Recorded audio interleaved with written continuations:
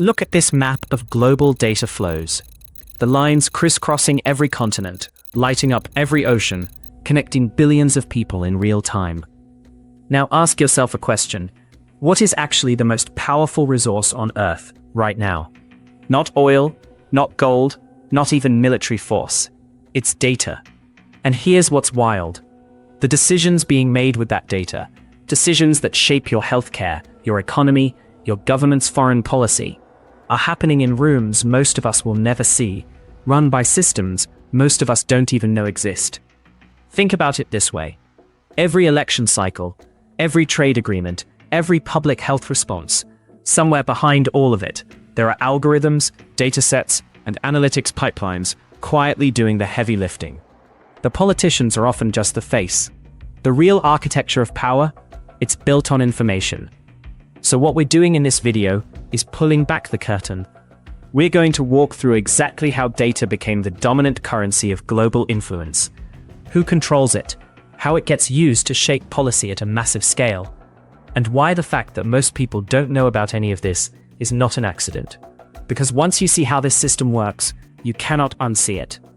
To understand how we got here, you have to go back to a specific moment in history, not a single day, but a decade, the 1990s, because that's when the real shift happened.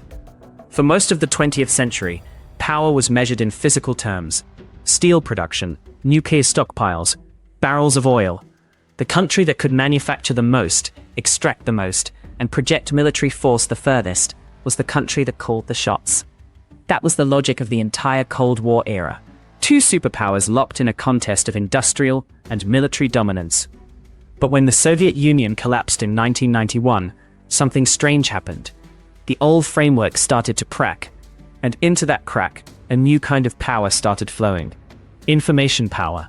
The internet was becoming a real thing. Global telecommunications networks were expanding at a pace nobody had fully anticipated. And the intelligence community, particularly in the United States, saw something that most civilians didn't. They saw that the future of strategic advantage wasn't going to be about who had the biggest arsenal. It was going to be about who had the best data. Now here's the thing. The infrastructure for harvesting that data didn't appear overnight. It was built slowly, deliberately, over years, mostly out of public view. Programs were funded, partnerships were formed with private telecommunications companies, fiber optic cables were quietly tapped. By the time most people were just starting to use Gmail and Facebook, the architecture for mass data collection was already deeply embedded in the global communications network. And then came June 2013. Edward Snowden, a contractor working for the NSA, walked out of a facility in Hawaii with a hard drive containing some of the most sensitive intelligence documents in American history. Within weeks, The Guardian and The Washington Post were publishing stories that genuinely shocked the world. One program in particular stopped people cold. PRISM. PRISM was an NSA surveillance operation that had been running since 2007, and what it revealed was staggering. The agency had direct access, or something functionally close to it, to data held by 9 of the largest tech companies on the planet. Microsoft, Google, Apple, Facebook, Yahoo, Skype, YouTube, AOL, and Paltalk. Emails, search histories, file transfers, live chats, video calls. All of it being collected and analyzed, at scale, on a global basis. The public reaction was outrage. But here's what got lost in that outrage. The more important revelation wasn't just that the surveillance was happening, it was how long it had been happening, and how completely normalized it had become inside the institutions running it. PRISM wasn't some rogue operation. It had legal cover. It had oversight, such as it was. It had become, in the language of the intelligence community, a core collection tool. Think about what that actually means. By 2013, the United States government had built and operationalized a system capable of intercepting and analyzing a significant portion of the world's digital communications, not as a wartime emergency measure, as standard practice, as infrastructure. And the United States wasn't alone. The UK's GCHQ was running its own parallel program called Tempora, which tapped directly into the fiber optic cables carrying internet traffic across the Atlantic. By 2012, GCHQ was processing 21 petabytes of data per day through that system. To give you a sense of scale, that's roughly equivalent to sending the entire printed collection of the British Library about 13,000 times over, every single day. So what does all of this have to do with policy? Everything. Because this is where the concept of data as geopolitical leverage really comes into focus. When a government can monitor the communications of foreign leaders, track the movements of rival intelligence operatives, map the financial networks of competing economies, and profile the political sentiments of populations in other countries, that information doesn't just sit in a database somewhere. It gets used. It shapes diplomatic strategy. It informs trade negotiations. It influences decisions about where to apply economic pressure and where to extend cooperation. Former NSA Director Keith Alexander once described the agency's approach as "collect it all." That phrase wasn't just an operational motto, it was a strategic doctrine. The idea being that you can't know in advance which piece of data will turn out to be critical. So the rational move is to capture everything and sort it out later. And once you have that volume of information, the analytical capabilities to process it become a form of national power in themselves. This is the foundational shift that everything else in this story builds on. The world didn't just move from industrial power to information power in some vague, metaphorical sense. It happened through specific programs, specific legal frameworks, specific technological investments, and specific decisions made by specific people over a span of roughly 2 decades. And the critical detail, the one that changes how you look at everything that came after, is that this infrastructure was built before the public conversation about data privacy even really existed. The rules of the game were already written by the time most people realized there was a game being played. So when we talk about data shaping global policy today, we're not talking about something that's just emerging. We're talking about a system that's been running at full capacity for a long time. The question is, who else has access to it now, and how far does it actually reach? And here's where the story takes a turn that most people genuinely don't see coming. Because up to this point, we've been talking about governments, state actors, intelligence agencies with classified budgets and legal frameworks, however flawed those frameworks might be. But the infrastructure of data-driven influence didn't stay inside government walls. It migrated. And it migrated into the private sector in ways that are honestly more consequential than most of what the NSA was doing. Think about it this way. Facebook and Google don't have the legal authority to tap fiber optic cables, but they don't need to. Because billions of people voluntarily hand them something far more valuable than intercepted communications. They hand them behavioral data. What you click on, how long you pause on a piece of content, what you search for at 2 a.m, who you interact with, what makes you angry, what makes you afraid. This isn't metadata. This is a psychological profile, built in real time, updated constantly, at a scale that no intelligence agency in history has ever achieved through covert collection. By the mid-2010s, Facebook alone was sitting on behavioral data for over 2 billion people. Google was processing more than 3.5 billion searches per day. The datasets these companies held weren't just commercially valuable, they were geopolitically significant. And the people who figured that out first weren't regulators or policymakers. They were political operatives. Enter Cambridge Analytica. If you followed the news in 2018, you heard the name. But the full picture of what actually happened is worth slowing down on, because it's a precise illustration of how corporate data infrastructure gets converted into political leverage. Cambridge Analytica was a British political consulting firm with ties to a data research operation at Cambridge University. Starting around 2014, they harvested the personal data of approximately 87 million Facebook users without those users' meaningful consent. The method was almost elegant in its simplicity. A personality quiz app collected data not just from the people who took the quiz, but from all of their Facebook friends as well, exploiting a permissions loophole that Facebook had allowed to exist. In one move, they built one of the most detailed psychographic databases of American voters ever assembled. And then they used it. The firm was contracted by the campaign of Donald Trump in 2016, and there is strong evidence they were involved in data operations connected to the Brexit referendum campaign in the UK during the same period. The core technique was psychographic micro-targeting, identifying voters not just by their demographics, but by their psychological profiles. Neurotic, agreeable, open to experience, conscientious. And then serving those individuals specifically tailored content designed to resonate with their particular emotional and cognitive tendencies. So a voter identified as high in neuroticism and low in trust of institutions might see content emphasizing threat and instability. A voter identified as highly agreeable might receive messaging framed around community and shared values. The content wasn't just targeted, it was engineered to bypass rational deliberation and hit emotional triggers directly. Now here's the counterintuitive part. Cambridge Analytica's actual causal impact on the outcomes of those votes is genuinely contested among researchers. Some analysts argue the effects were overstated, but that debate slightly misses the point.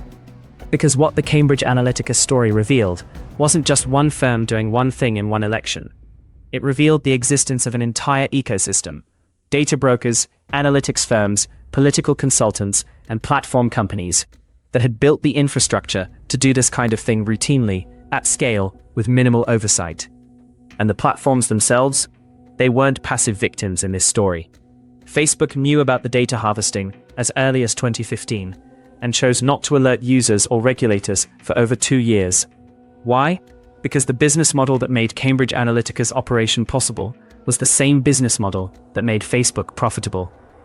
Behavioral data collected at scale, sold as targeting capability. The firm was just using the tool in a way the platform hadn't anticipated, or perhaps more accurately, hadn't wanted to look at too closely. This is where the lobbying dimension becomes critical. Because companies like Facebook and Google don't just sit on these data reservoirs passively. They actively use their resources, their access, and their informational advantages to shape the regulatory environment they operate in.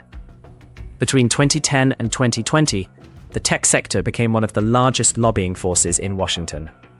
Google spent more on lobbying than any other company in the United States in several of those years. Facebook's lobbying expenditure grew by roughly 600% between 2012 and 2018. And it's not just direct lobbying. These companies shape the information environment that policymakers themselves operate in. When a senator is trying to understand how an algorithm works, who do they call? Often the company that built the algorithm. The informational asymmetry is staggering. The regulator is trying to understand a system that the regulated entity has spent billions of dollars building and has every incentive to obscure. So what you end up with is a feedback loop. Platforms collect behavioral data. That data generates revenue. Revenue funds lobbying and political access. Political access shapes regulation, or more precisely, the absence of it. And the absence of regulation allows the data collection to continue and expand. This is the system running beneath the surface of democratic decision-making in most of the developed world right now. It's not a conspiracy. It doesn't require secret meetings or shadowy coordination. It's just the logical output of an architecture that was built for profit and then discovered it had political power as a side effect. And once you see that, the question of who really shapes global policy starts to look very different from the civics textbook version most of us were taught. If any of this is making you see the world a little differently, subscribe to ABIS Media. This is exactly the kind of hidden architecture we dig into consistently on this channel. And drop a comment below telling us which part of this system concerns you most. Now let's zoom out, because what we've been looking at so far is largely centered on the West. And the data power game looks very different when you pull back to a global scale. Look at the map of global data infrastructure. Not the internet as most people picture it, some invisible cloud floating above us, but the actual physical reality. Undersea fiber optic cables snaking across ocean floors, satellite constellations orbiting at low altitude, server farms the size of small towns humming away in the Nevada desert, in rural Sweden, in Singapore. This is the skeleton of the modern world, and right now, two powers are locked in an intense competition to control as much of that skeleton as possible: the United States and China. Now here's the thing, this isn't a rivalry that looks like the old Cold War standoff. There are no missiles pointed at each other, no proxy conflicts in the traditional sense. The front line is infrastructure, it's code. It's the question of whose hardware is running the networks that carry the world's data, and whose hands are on the switches. If we look at the geographic spread of this competition, it becomes immediately clear how global the stakes are. This isn't just a US-China bilateral issue. It's playing out across Southeast Asia, across Africa, across Latin America, across the Pacific Islands. Smaller nations are being asked, sometimes explicitly and sometimes through economic pressure, to pick a side. And the choice they make about whose telecommunications equipment to install, whose cloud platforms to use, whose satellites to connect to, those choices have consequences that will shape their political and economic relationships for decades. Let's start with the clearest flashpoint. In 2018 and 2019, the United States government moved aggressively to block Huawei, the Chinese telecommunications giant, from supplying 5G infrastructure to allied nations. The argument was straightforward. Huawei's equipment, given its ties to the Chinese state and the requirements of Chinese national security law, could potentially be used to route data back to Beijing or to create backdoors for Chinese intelligence. The UK, Australia, Canada, and others eventually followed the US lead and excluded Huawei from their core 5G networks. But here's what that decision actually revealed. By the time those bans were being debated, Huawei had already become the dominant supplier of telecommunications infrastructure across large parts of Africa, South Asia, and the developing world. The company had been offering competitive pricing, financing packages, and technical support that Western competitors simply weren't matching. So, when the US started pushing allies to cut Huawei out, many countries faced a genuinely difficult choice: rip out infrastructure they'd already built and paid for, or hold their ground and risk straining relationships with Washington. That's not a hypothetical tension. That's the actual position dozens of governments found themselves in. And it illustrates something important. The competition for data infrastructure isn't just about the most advanced economies. It's about who builds the pipes for the next 4 billion people to come online. Then there's TikTok. In 2023, TikTok's CEO Shouzi Chu sat before the US Congress for 5 hours of questioning, and the core anxiety driving that hearing was simple. If TikTok's parent company ByteDance is subject to Chinese law, can the Chinese government access data on the app's 150 million American users? Can it influence what content those users see? The company denied it. But the fact that Congress couldn't get a clear, verifiable answer was itself the problem. Because with Chinese national security law as it currently stands, ByteDance cannot legally refuse a government data request. The law doesn't allow for refusal. Now zoom out across the Pacific and look at what China has been building in parallel.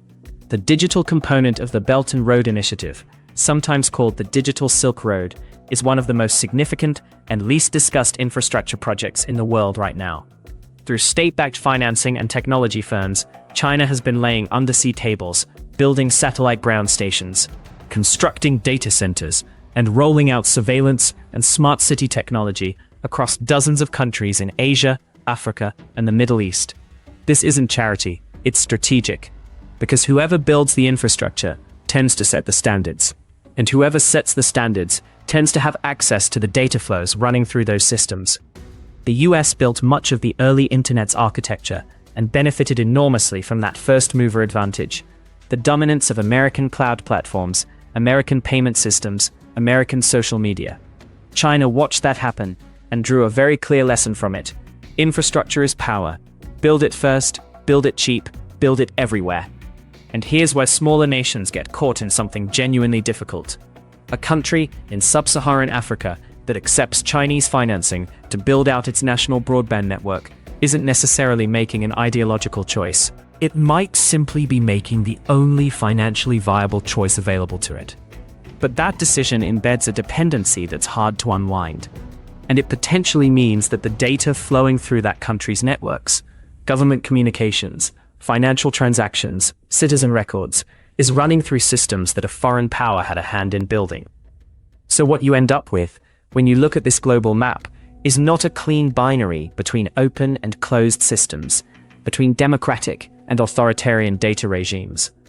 What you see is a patchwork of dependencies, competing standards, overlapping jurisdictions, and nations trying to navigate between two gravitational pulls without getting torn apart by either. The data rivalry between the US and China isn't just a story about two superpowers competing for dominance.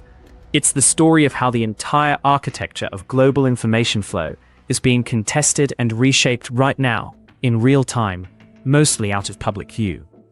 And the outcome of that contest will determine not just who has access to data, but who has the power to shape what the world knows, what it believes, and how it governs itself. So here's the question sitting underneath everything we've covered. If data is the architecture of power, if corporations and states are operating with informational advantages ordinary people simply don't have access to, is accountability even possible at this point? The honest answer is, it's complicated, but it's not hopeless. And the clearest proof of that is something that went into effect in May 2018, the European Union's General Data Protection Regulation, the GDPR. You've seen the cookie consent banners, you've clicked through the privacy notices, you might have written the whole thing off as bureaucratic theatre, but here's what the GDPR actually did. It established for the first time in a major economy a legal framework that treated personal data as something belonging to the individual, not to the platform that collected it. People got the right to access their data, delete it, and know how it's being used, and it came with teeth. Companies that breach it face fines of up to 4% of global annual revenue, not a flat fee, a percentage of global revenue. For a company like Google, that's a number in the billions. The impact was immediate. Within the first year, European regulators received over 95,000 complaints. Google was fined €50 million for insufficient transparency around advertising data. WhatsApp took €225 million. Amazon absorbed a €746 million penalty in Luxembourg. These weren't symbolic gestures. They were signals that the regulatory environment had genuinely shifted. And crucially, the GDPR didn't just affect European users. Because of how global platforms operate, companies had to update their data practices worldwide to stay compliant in Europe. The regulation essentially exported its standards beyond its own borders. Economists call this the Brussels effect. The EU's regulatory gravity is strong enough to pull global corporate behavior toward its standards, even in countries where those rules don't technically apply. That's a meaningful proof of concept. It shows that data power isn't ungovernable. Political will, translated into smart regulation, can shift the behavior of the largest corporations on the planet. But the GDPR is also a ceiling, not just a floor. It's built around corporate compliance, not structural transformation. It can fine a company for mishandling your data. It can't fundamentally change the business model that makes collecting your data profitable in the first place. And that's where a broader concept comes in, one gaining real momentum among researchers, activists, and policymakers. That concept is data sovereignty. Data sovereignty is the idea that individuals, communities, and nations should have meaningful control over the data generated within their borders and by their citizens. It's a direct challenge to the current model, where that control is held by a handful of private platforms and the state's powerful enough to compel access to them. And it's not just theoretical anymore. Indigenous communities in Canada and New Zealand have been developing their own data governance models, asserting the right to control how information about their populations is collected and used. India and Brazil have built national data protection frameworks explicitly designed to reduce dependency on foreign-controlled platforms. The African Union has been developing a continental data policy framework to give member states more agency over their own information ecosystems. None of this is fully formed, none of it has solved the problem. But the fact that it's happening, that the conversation has shifted from whether data should be governed to how, that's significant. And then there are the individuals who've taken personal risk to make these systems visible. Frances Haugen, a former Facebook product manager, walked out of the company in 2021 with thousands of internal documents and testified before Congress and the European Parliament. She showed how Facebook's own research demonstrated its platform was causing harm and how that research was suppressed internally. Whistleblowers inside data broker firms have spoken to journalists about the granularity of profiles being sold, profiles that include inferred health conditions, financial stress indicators, political leanings, relationship statuses, none of it consented to in any meaningful sense. Researchers across Europe and the US have been building tools that let ordinary people see what data platforms hold on them and how their feeds are being shaped. These people aren't solving the problem alone. but they're doing something essential. They're making the invisible visible. And that matters because you cannot contest a system you cannot see. This is the point where everything we've covered starts to converge. The reason data shapes global policy so effectively, the reason it operates as the dominant currency of power in the modern world, is largely because most people don't know it's happening. The asymmetry isn't just informational, it's perceptual. The people running these systems understand them in granular detail, the people subject to them mostly don't. But that gap is closable. Understanding how data flows, who controls it, how it gets converted into political and economic leverage, that understanding is itself a form of power. Not a complete solution, but the necessary starting point for one. Because every major accountability mechanism we've seen, the GDPR, the whistleblower disclosures, the data sovereignty movements, started with people deciding the system needed to be understood before it could be changed. That's not a small thing. That's actually how change starts. So we come back to the question we started with. If data is the new currency of power, then awareness is the new resistance. Not a slogan, a practical reality. Every fact we've walked through in this video, from Prism to Cambridge Analytica, to the digital Silk Road, to the Brussels effect, was invisible to most people until someone decided it shouldn't be. That's the pattern. Visibility precedes accountability. Every time. You now know more about how this system works than the vast majority of people on the planet. That's not nothing. Use it. If this is the kind of hidden architecture you want to keep pulling apart, subscribe to ABIS Media. We'll see you in the next one.